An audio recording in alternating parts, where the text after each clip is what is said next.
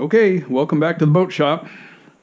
We're going to recap a little bit, and then we're going to talk about a whoopsie daisy that we've done here and how to fix it. Okay, first of all, Merlin is following along, and he got himself all turned around on something. And so let's just recap where we're at. We are building our 1/8 scale. I'm building it nitro powered. You can make this nitro or electric. I'll put links in the description below so that you can locate all the parts you will ever need to build this thing.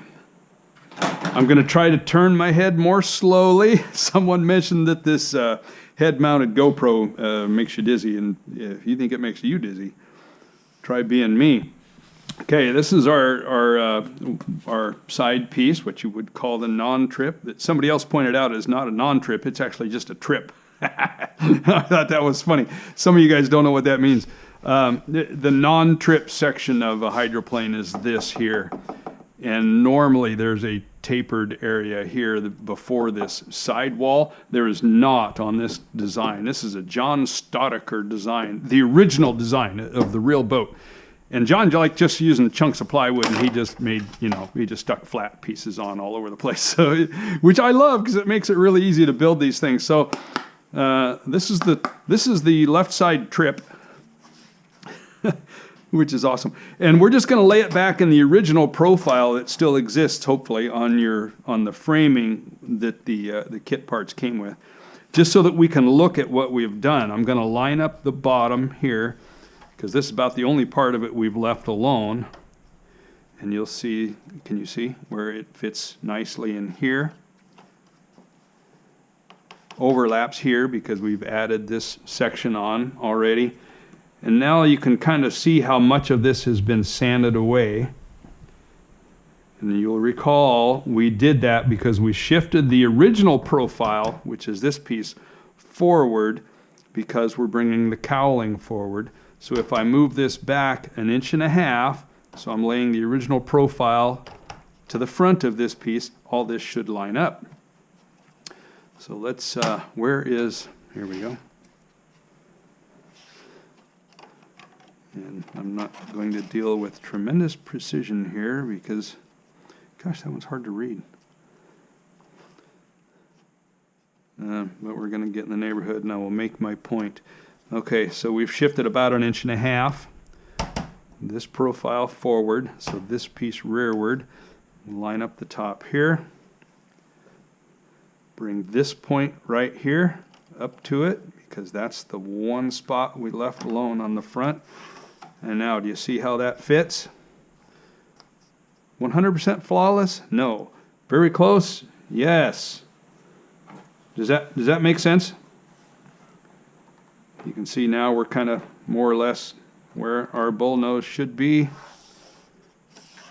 So we have shifted this profile forward on our pieces, all right? And after we've taken our time, we've built the one, we made all the others match. Engine well pieces and the left side non-trip, the left side trip. Okay. All right, so hopefully you've accomplished that. Let's look at the profile of our sponson inside, which you could call, what, sponson runner? No, the runner's the outside. I don't know what you call this piece. Okay. I'm going to flip this over just since I always work with the front of the boat to my right. Okay, this is the one that I have fully modified, right? You'll recall we've brought our bullnose forward. We've brought our sponson transom forward. We've shifted our interior pieces for the drop section forward. By the way, make sure you notch these out, okay? Because they will lay, let's just put it on there. Let's look at this real quick. These mount here and here.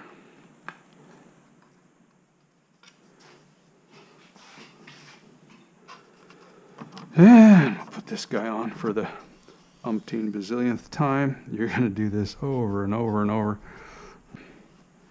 Here's the floor of the drop.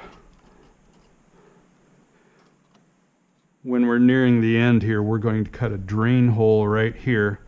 that you will cover with tape. I use radio box tape, and it stays on there, believe it or not, on the bottom here. So you'll make a hole here. In what we don't want to wind up with is a sealed compartment here. We want the water to be able to drain if water gets in here. If you build it right, it really shouldn't, but come on, this is wood. It cracks, does crazy stuff. So any place that you think you might wind up with a sealed compartment, no, make sure that you create a drain function. This could actually get cut out quite a bit if you wanted to. You'd knock a tiny bit of weight out of there. I still might do that, you know. This I have. Come on. I've cut this down a bit already. You'll recall we reshaped this, and we're going to look at that right now, just to give you a visual on how it should look, having modified it, where we've brought this all forward, and then we recontoured it slightly, and let's look at that now. This part remains in the original location, so I will tuck that in. You can see how much we removed, 1 inch, and then recontoured. Let's push that back and see what our contour difference is. Okay, so you get the idea? I took this really high area here out and just made this a little bit more gradual here. Okay, so let's go back to this spot. See, we're 1 inch further forward here. You'll remember we dropped the nose down a little bit on the actual boat, so we wound up having to cut this floor here in a little bit of a taper to our 1 inch further forward section there. And on this one, I have already recontoured the front. You remember the boat is 1/2 inch too long as supplied in the kit, and we're solving that in the front as opposed to solving it in the rear. So we bring this back 1/2 inch and then just rerun this shape here. And you might think that I would have used this profile on it. I'm not. I'm leaving a little bit larger belly here. You can do whatever you want with it. I have my reasons, so if you want to just try to make it look like that, you'll be fine. Here's an original where I've already drawn it on how we're going to alter this. Okay, so that piece should look like that. The other piece should look like it did. Now, let me show you where we goofed, where I goofed. You will also recall, if you've watched all the videos, if you haven't, go all the way back. I'm going to put a link. I don't know if I'll do it on this one. Sooner or later, there will be, if you watch all the way to the end, there will be a little box that will link to the playlist of these videos. In fact, I'll do it now. It'll be on this one. Watch to the end, and then you can click that little box, and it'll take you to my playlist where you can watch all the videos. But one of the things that we did, this is the original. I know for some of you guys this is a repeat, but the more we study it, the more we make sure we don't goof up. What did I do with that? It was right here. Oh, it's over here. Welcome to my world.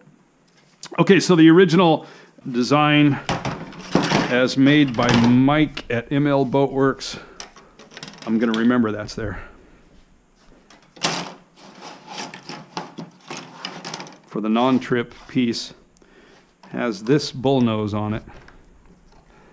And can you see that where it flares out? It'll be easier to see like this. Okay, we cut that off when we lengthened it 1.5 inches, and I told you that that little flare section is silly. Because it was on like this. Well, it's obviously it's way too high now. And it lined up with the back of our bullnose. And I get the idea. The idea was for this to be up high, just a little bit high. Hopefully you can see that. And just imagine this is the deck. Now when you run the deck down, it's going to butt right up against it. And that's beautiful, right? Nice seamless arrangement. And I theorized, well, I don't need to do that. Again, because this is flared right here, and it would come to the end. And I just thought, well, butting this up here is silly. It's going to break easily. So I wanted it to overlap. And my plan was, the reason I eliminated these flared sections, was to just let this overlap and land on here, and then we would sand it and blend it in. But you know what? As I got to looking at it, I mean, what am I going to do? Throw a ton of epoxy in there and then try to blend it in? Yes, it could work. But I began to see the brilliance in this stepped area. except I want the step further forward so that when it lands here, it also lines up with this step at the same time. Okay? Is that making any sense at all?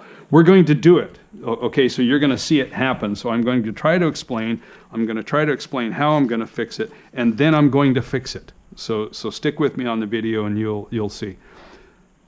So my deck is going to come down and land on this material. Can you see that? Somewhere in that neighborhood, which is pretty close right to the back of this, maybe just slightly forward.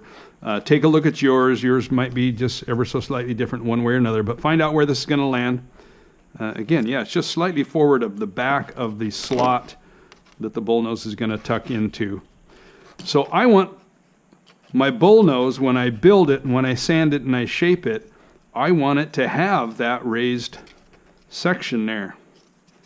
I wish this was more like this, only again in the appropriate size. So, a couple things. We cut this off, or cut it however we want, build a whole new front section with this flared, and then we sand this to meet it.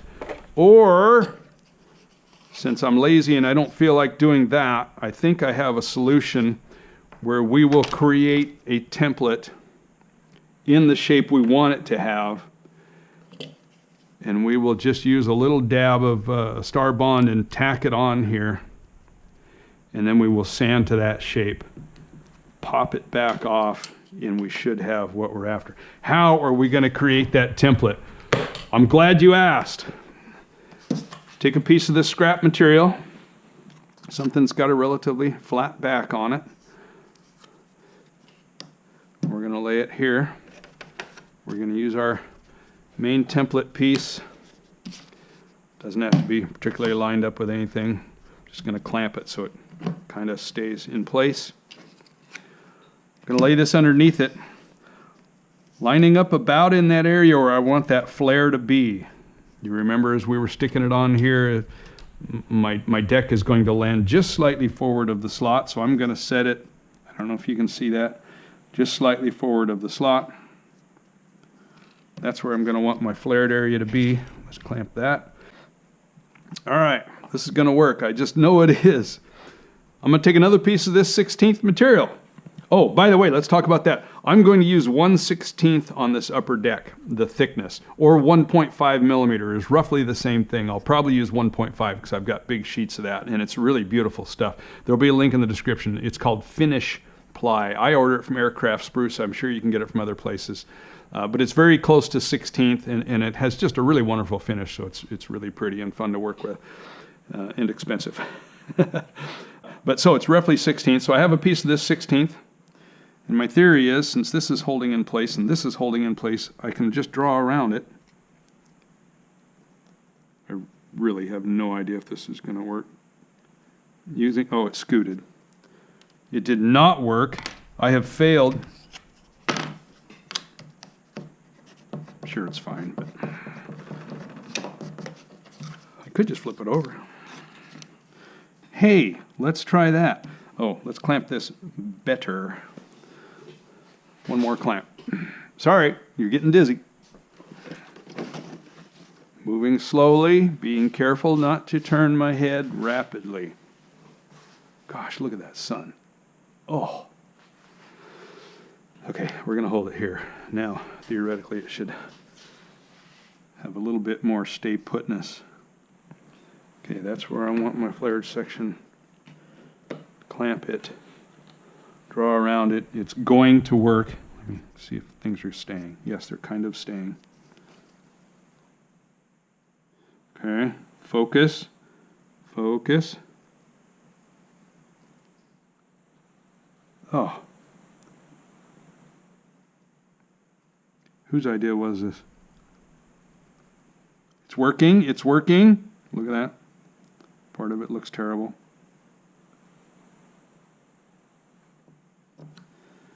Okay, that's what I wish I had left up on the front here. If you're going to build this thing in the future,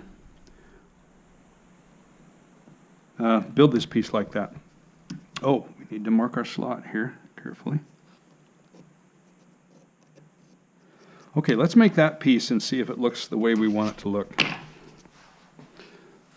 Slowly. Do not turn the head rapidly. Let's cut the slot first. Oh man, look at that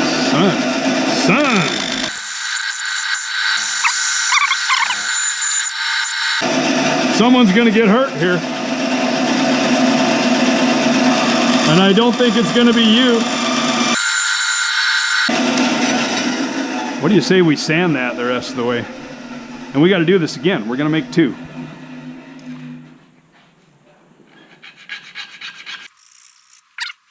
Look at that, that's a lot of action.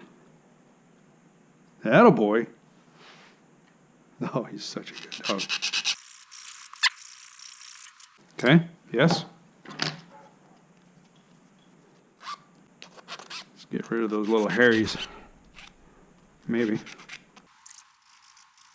Isn't this exciting? Let's build a boat, they said. It'd be fun. You know, the easier way by far is to just build it the way Mike provides it, but I don't get no kick out of that. Plus, I think I have better ideas, right or wrong.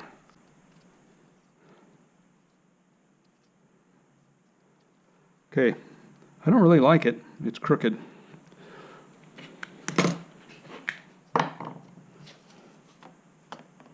Well, you know, that's pretty close.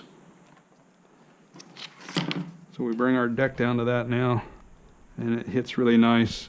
In the worst case scenario, we need to sand the bullnose component a little bit. Same thing's going to happen down here. Okay, can you see that? Ooh, look at that. We're going to have to reduce that, which doesn't matter, right? Our target is just to have a nice flare up at the top. Let's reshape this thing.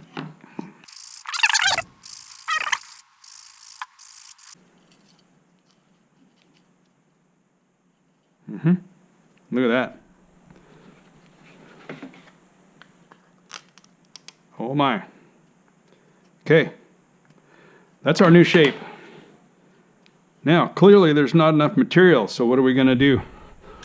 When we glue this stack together, we're going to include a piece of this 16th on the top, lined up with that edge right there.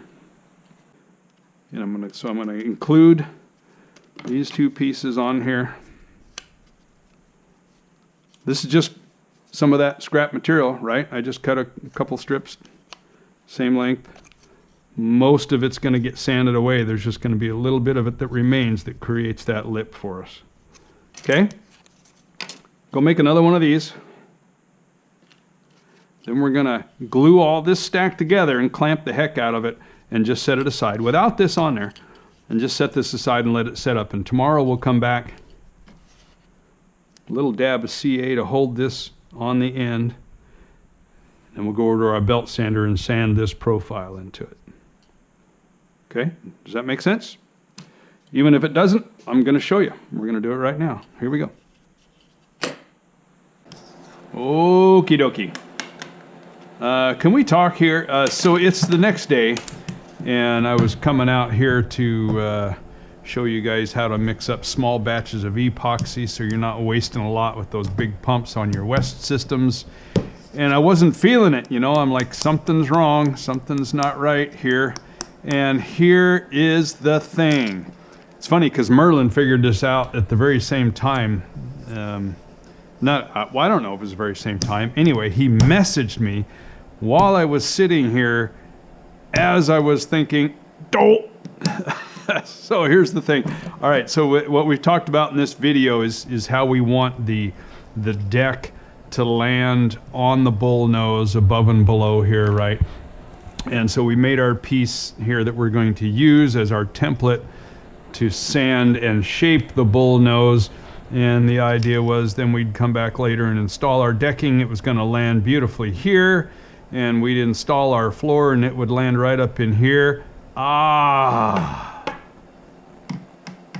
We already made the floor. See, this is, now, welcome to the world of custom boat building. Most of the junk that you come up with and try to build is going to be junk. I do it all the time. Normally I'm on my own here, and I cover up all my mistakes, and then you never see them, and you think, wow, this guy's great. So here's the issue. We made this floor 1.5 inches longer, just like we did everything else, to move the bullnose forward 1.5 inches. But you'll recall, I'm going to blame this on Mike. The ML Boatworks design is for the deck to land against the bullnose, not above and not on it underneath. So when we made our 1.5 inch floor 1.5 inches longer, it just hits the bullnose and doesn't overlap. If you took my advice earlier when we were talking about making the floor, I said go ahead and make it a little bit longer, because then you can always take material away.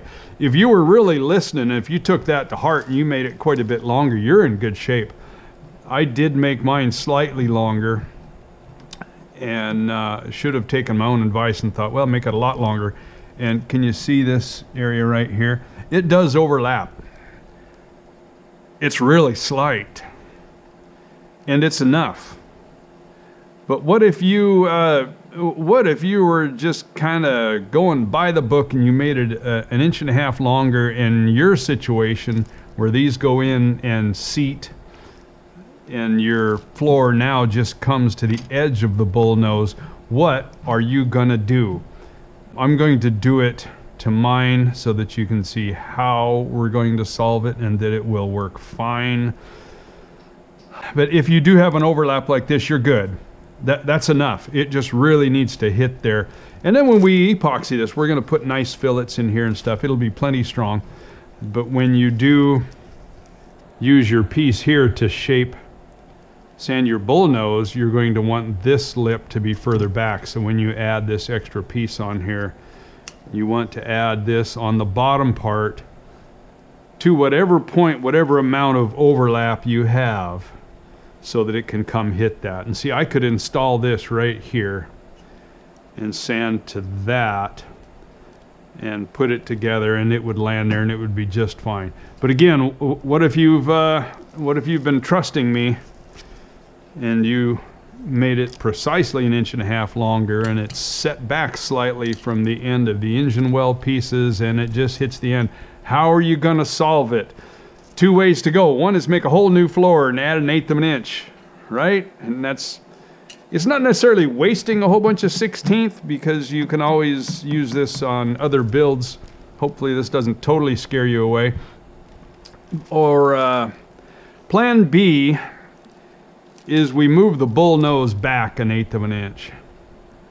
Now, I realize that means we got to file this slot back 1/8 of an inch. We got to file this one back 1/8 of an inch. We got to file this back. And we got to file this back. And we got to remove these. I mean, they're just sitting there, of course, and cut 1/8 of an inch off of those. So the end result is going to be this sits back 1/8 of an inch further. And then we have, actually, it'll be nice. I'm going to do it on mine too, just so that I can kind of feel the pain with y'all. And then instead of just catching the edge like this, we're going to have a good heavy overlap. All right?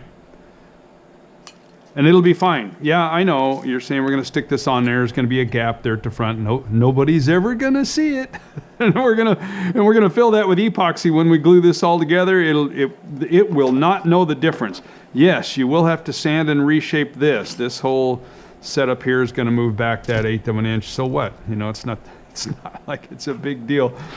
It'll be just fine. So right now I am going to stop, and I'm going to make some marks here, and you know, this 1/8 inch material here, I'll just lay it on there and draw a quick line, and that's how far we're going to go. Now I marked the pencil line on the back side of this, right? So we're going to come to the pencil line, not over the pencil line. I'll do the same thing with that one and with these, and I'll file it. It'll go really quick. If you have to, use a Dremel. If you don't have, this is pretty gnarly. This moves really fast. Through this 16th, it'll take it away, just lickety-split. These I'll take off, and I'll take over to that thing that goes round and round and round that has a saw blade on it, and bandsaw, thank you. and we'll take 1/8 of an inch off of here. You can use a Dremel if you're just a Dremel guy. Maybe I'll do that. That'll just be quick and easy. Okay, and then we'll come back and we're going to laminate this up together and get this ready to go with some little fancy epoxy tricks here. Maybe you already know how to do this, but we'll do that together. Okay, all right. It's true confessions, right? You're getting it all here. I'll be back just a minute. Hang tight. All right, here we go. I believe I've solved all the world's problems, or a good majority of them. We have cut this back, and we now have, can you see it? Nice overlap there. I've slotted all of these. I know it hurt me. It hurt me pretty bad. Really quick and easy though. Slotted these back. Very simple, and we're now have a nice overlap. I know we have changed our bullnose depth to 1 3/8 inch deeper than it was originally, and that hurts me, but it'll be all right. I took a minute also and took the original pattern, you'll recall, that used to sit here. But now, of course, we have shifted this pattern forward.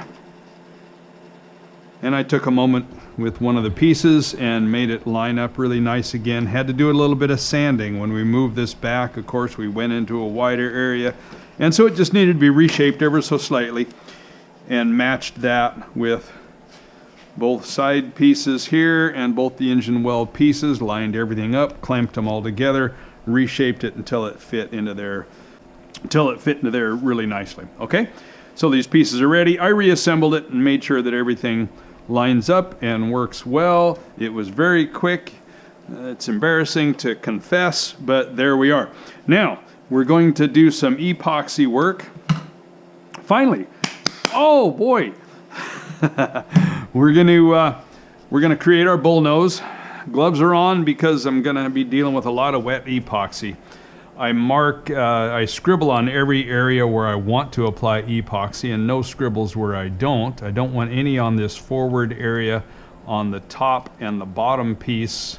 I don't even want it here, actually, to tell you the truth. That's why I put X's on this part, because we will add these extra little pieces to give it that extra little width that we need for our bullnose. We're going to add those later, just because it's really hard to hold all this in place. Once this gets covered with glue, you'll see here in a minute, it'll be really easy just to create this as is and then just stick these on later. This will make sense as we move along. So I'm going to show you a way to not mix massive amounts of epoxy. This will be helpful. Well, let's talk about the epoxy really quick. I use a couple of different things. As you saw earlier, I used some Star Bond. I've never actually used it for assembly before. I just thought I would try it and see how well it works. This is the greatest thing of all time, G-Flex. Did I already put maybe I already put a link there and there. I'll make sure there's a link to this stuff so you can get it. This is a 1-to-1 epoxy. So you go, and it's really simple. As the name says, it has ever so slightly a flexing capability to it. That doesn't mean you glue two things together and it goes, ooh, yahoo! No, it just retains a tiny bit of flex capability, so it doesn't crack very easily like really hard, brittle type epoxies will. Plus, it's just so wonderful to mix. It's just awesome. However, watch the bubble. How much time you got? First of all, it's a little bit chilly out here. Second of all, G-Flex is really thick. In the summertime, it flows pretty good, but it's a downfall and a good thing. It's a great thing for staying into seams, for filling gaps, that kind of stuff, which is one of the things I really like about it. It does have a pretty long working time, especially when it's cold, which is also really nice for assembly where you have a lot of area to cover. It works really, really great for that. However, here we're laminating pieces, right? And when it's this thick, we're going to retain a lot in between each piece, and that's going to do two things. Well, about the only thing it's going to do is it's going to make this thing a lot taller than it needs to be. It really will. It'll take up a lot of space, and it won't necessarily push out into all the areas like I'd like it to. So for laminating, as well as when I'm sealing the hull, I use West Systems. Now this is super awesome. I buy it in large quantities like this. You don't have to. I believe there's smaller kits. You'll use this up over time for all kinds of stuff. But the pumps are really, really handy because this does not mix 1-to-1 like G-Flex. This mixes 5 parts of this by weight or by volume as measured by the pumps to 1 part of this. So when you have the pumps, 1 full pump here and 1 full pump here equals, theoretically, 5-to-1. The problem that occurs is when you mix 5-to-1 with full pumps, you mix a lot of epoxy and you use a tiny bit of it, and then what do? You throw the rest of it away. What a waste. So we need a way to measure this smaller. Second issue that can occur, if it's been a while since you used it and then you go to use it and you pump out your one here and then you go to pump out your one here, and some of it is drained back out of this pump and you get a big air bubble in your pump and you're like, oh my gosh, I now no longer have this equal mix, this perfect 5-to-1. Well, how much am I missing? And you add a little bit or whatever. Or you get a big air bubble on this side and it's like, holy smokes, now what? Okay, so to avoid throwing away a ton of it and to avoid the bubble issue, you can see how this is full here because this gets bubbles. So I take this and I pump it a couple of times to get all the air bubbles out of it. And then I've wasted a ton of epoxy. So I have moved some of it to these smaller jars. Oh, you can see how much thinner that is. Look at that. This one's even starting to crystallize a little bit just because it's been so cold out here. I think it'll be fine. Where was I? Oh, so we need a way to measure out 5-to-1. We're going to do that with a small scale. West System provides these. I'm sure you can get them elsewhere. If I think of it, if I remember, I'll put a link where you can get this thing down at Amazon. So here's how you're going to do it. You're going to turn this thing on. You push the mode button until you get to the gram scale. I don't know if you can see that yet, but there's a little G there, so we're already on grams. You're going to take your mixing cup, set it on there, because that has weight. Now what are we going to do? You're going to hit the tare button, and it resets the scale for this, having this item on it here. Okay? Now you're going to add your epoxy. Let's just say we add this much epoxy.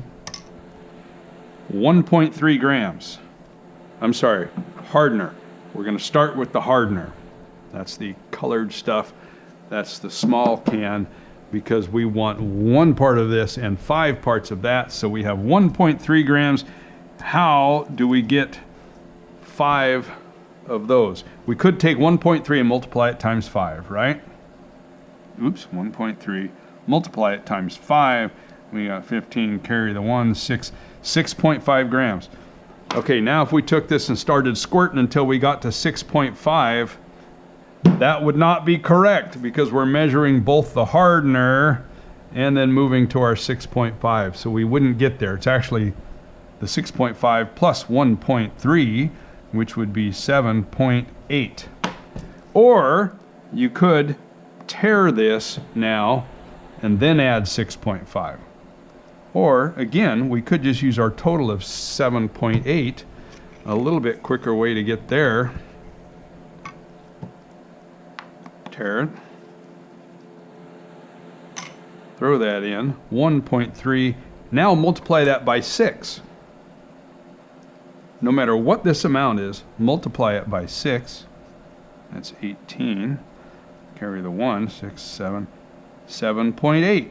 That was what we needed to get 5 parts and 1 part. So either way, if you want to do it this way, squirt your hardener, multiply times 6, squirt this until you get that number, 7.8.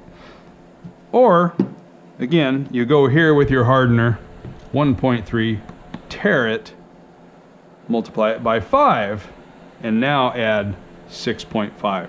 Either way, in this case, where we have 1.3 grams of hardener, we need a total of 7.8 once we've got both in there together. Did that make any sense? Let's just do it. Here we go. Clear that out. Shut you off for just a moment while we get ready over here. Get out of the way. I've confused everybody. Okay, this is my top piece. I'm going to flop it over this way because I am going to put epoxy here. Then I have a second piece. Then I have my tab pieces. Then I have 3 down here.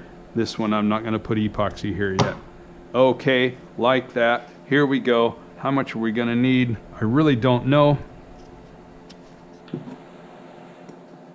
These are awesome, by the way. There is a link for these. epoxy brushes. These don't leave those stupid hairs that those other brushes do. Tear. And let's go there. 2.2. 2.2 times 6. What is it? 12. One of you guys already done this in your head. 12, 13. 13.2.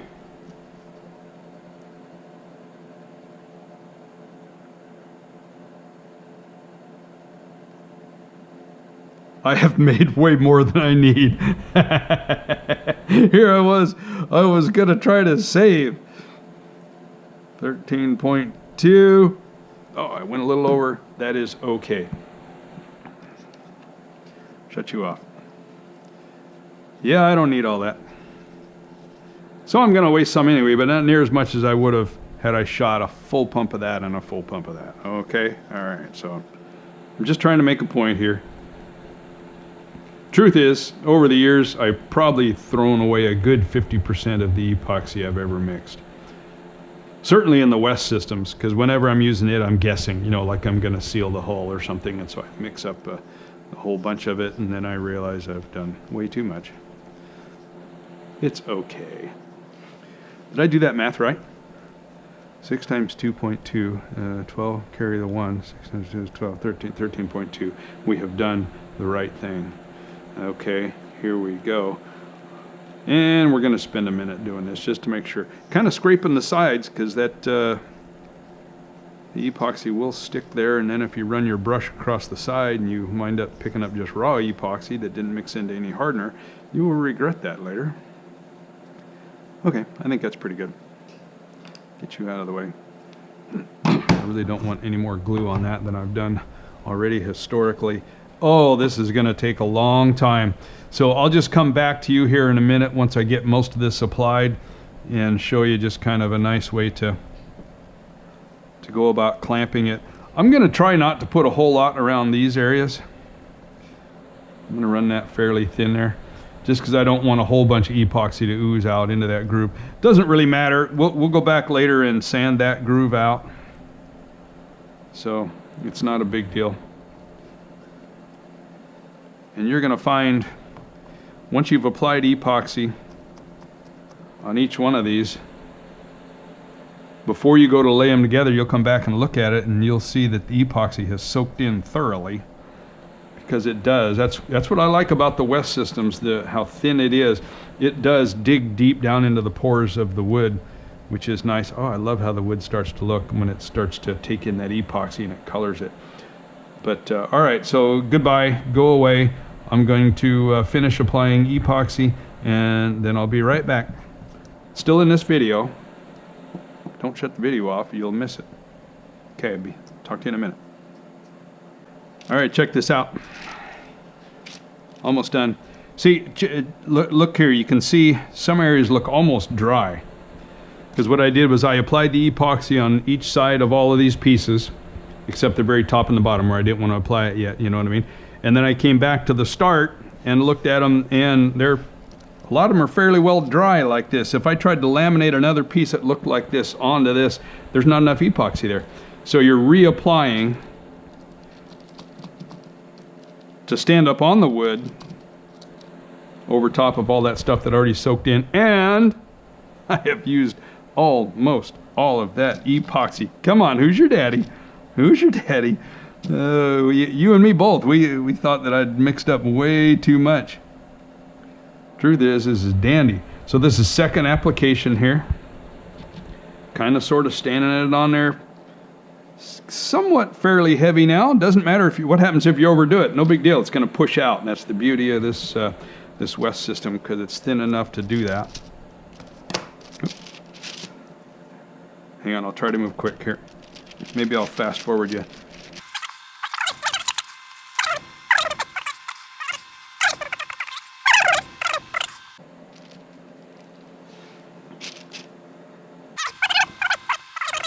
This is that part. This is why you're glad you wiped the whole edge, because now you're digging the last of that epoxy off of those sides.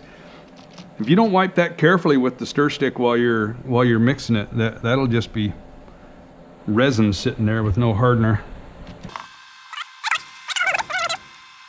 I believe that I mixed up precisely the correct amount of epoxy. Someday I'm going to shoot videos of this, just since I've got it so figured out. Okay, there you are. What a mess. That's not lined up at all. That's why we keep close by a couple scrap pieces of 1/8.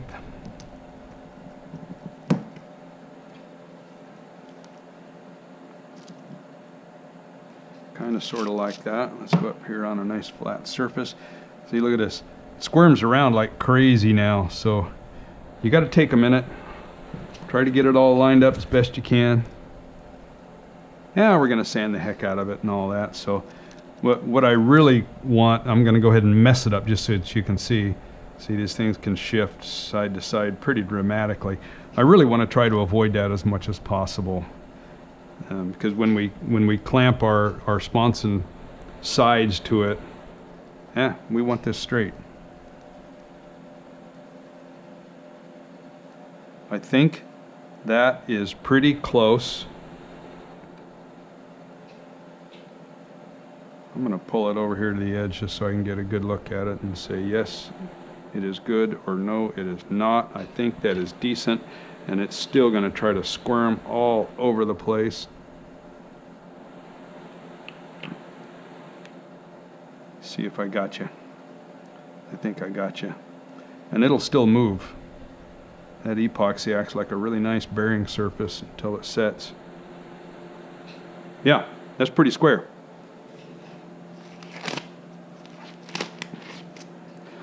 Here we go. Let's get rid of that.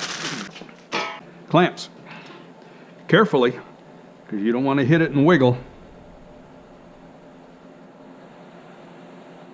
or you'll move it. All this extra epoxy we're going to sand off later. So it is no big deal. You can clamp this in a vise if you want. It's not necessary. Truth is, they say if you clamp it too tight, you blow too much of the epoxy out and you lose strength. You wouldn't want to lose strength, would you? Okay. You don't want those to stay in there. See, look at all that epoxy it pushed into that slot. Should have known that would happen. That's all right, though. Better too much than too little. We're going to file that out later. That's going to stick if I leave that there. Okay. We have, wait, blue, yeah, it goes on this one. Red goes on this one. Don't get those backwards. You'll never take them off again. Okay, I think we're all set there. Another little chunk of paper.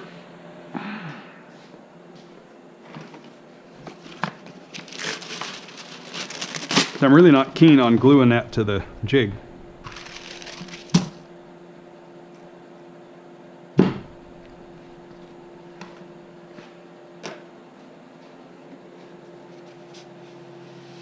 That is not the last bit of glue that's going to wind up on this jig.